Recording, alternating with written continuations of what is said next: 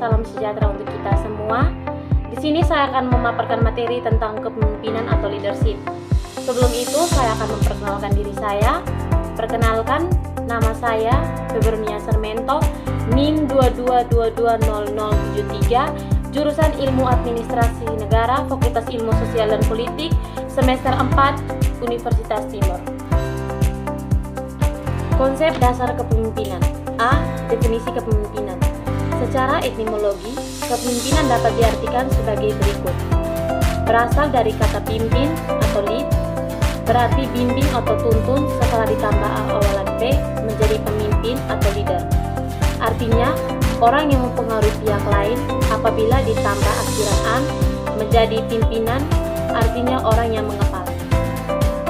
Menurut para ahli, yang pertama, menurut Ralph and Stoker, kepemimpinan adalah suatu proses mempengaruhi kegiatan-kegiatan sekelompok orang yang berorganisasi dalam usaha mereka menetapkan dan mencapai tujuan.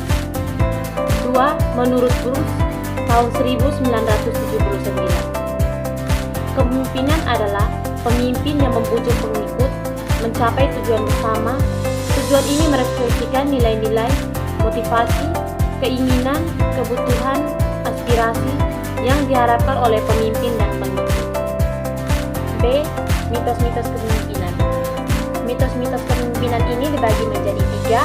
Yang pertama, mitos the birthright myth. Pemimpin itu dilahirkan, bukan dihasilkan. Para pendukung mitos ini berkeyakinan bahwa pemimpin itu memang sudah ditakdirkan sebagai pahlawan yang memiliki karakter seperti kekuatan fisik, kemampuan, dan kebijaksanaan yang sangat berbeda dengan orang kebanyakan. Yang kedua, mitos the four all season myth. Mitos ini berbeda dengan mitos the birthright myth. Bedanya, mitos ini menekankan pada faktor keturunan, sedangkan mitos the four all season myth menekankan pada faktor karakter dan presentasi. 3. Mitos the initiative myth. Seorang pemimpin yang tegas dan harus mampu membuat bawahannya merasa takut, karena rasa takut akan menggerakkan bawahan untuk bekerja. C. Atribut-atribut kepemimpinan. Secara umum, atribut personal atau karakter yang harus ada atau melekat pada diri seorang pemimpin adalah yang pertama, mumpuni.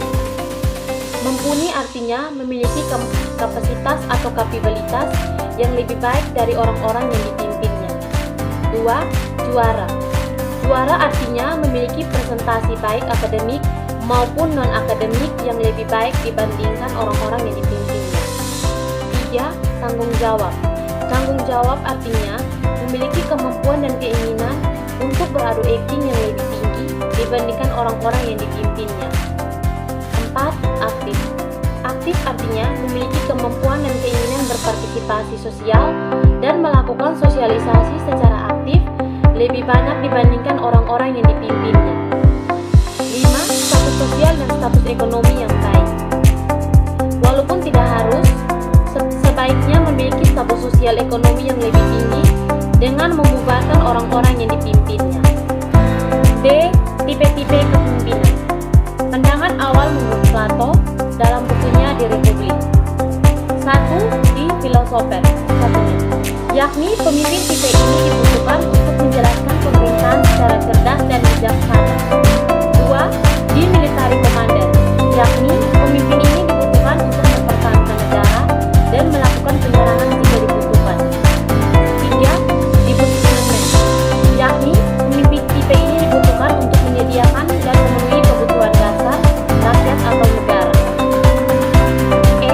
Teori-teori kepemimpinan. Teori-teori kepemimpinan dibagi menjadi 3. Yang pertama, teori kepemimpinan klasik. Yang kedua, teori kepemimpinan kontemporer. Dan yang ketiga, teori kepemimpinan kontekstual.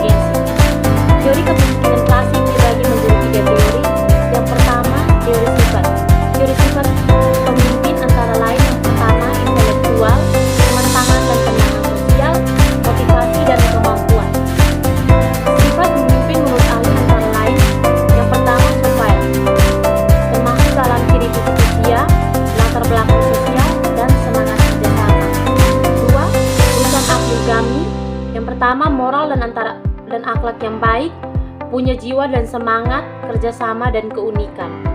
2. Teori karismatik. Pengertian menurut ahli. Menurut Weber, menggunakan istilah kelima untuk menjelaskan bentuk dari pengaruh suatu persepsi terhadap bawahan yang menjelaskan bahwa pemimpin diberkahi oleh suatu kemampuan lebih.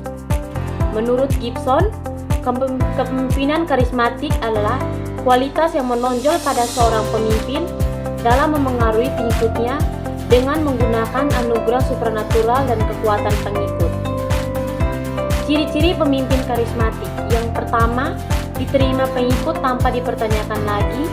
Yang kedua, pengikut tunduk dengan senang hati. Dan yang ketiga, pengikut terlibat secara emosional dan misi kompak. Dampak baik dan buruk kepemimpinan karismatik. Yang pertama, dampak buruk yakni gagal mengembangkan dengan komponen anggota cenderung manipulasi dan ekspektasi, kebutuhan dan kesejahteraan anggota kurang diperhatikan, hubungan antar pribadi yang jelek. Dampak baik yakni misi mudah dipahami, terciptanya budaya yang berorientasi terhadap keberhasilan. 3. Teori sikap. Teori sikap adalah keadaan mental dan saraf dari kesiapan yang diatur melalui pengalaman yang memberikan pengaruh. Menurut Sarwono didefinisikan kesiapan pada seseorang untuk bertindak secara tertentu terhadap hal-hal tertentu. 2. Teori kontemporer. Teori ini muncul sejak tahun 1990-an yang berfokus pada kepemimpinan sebagai proses rasional dan dinamis. Mereka menekankan pentingnya kemampuan pemimpin untuk berkomunikasi, berkolaborasi, dan beradaptasi terhadap perubahan. Teori-teori tersebut antara lain kepemimpinan transformasional, kepemimpinan situasional, kepemimpinan pelayanan, kepemimpinan autentik, dan teori pertukaran pemimpin anggota. 3. Teori kepemimpinan kontingensi. Pendekatan kontingensi atau pendekatan situasional adalah suatu aliran teori manajemen yang menjalankan pada situasi atau kondisi tertentu yang dihadapkan ada 3 kemampuan dan keterampilan penting yang diperhatikan dalam menerapkan kepemimpinan situasional, yakni yang pertama keterampilan analisis, yang kedua keterampilan fleksibel, dan yang ketiga keterampilan komunikasi. Sekian pemaparan materi dari saya. Jika ada kesalahan kata atau penulisan kata, mohon dimaafkan.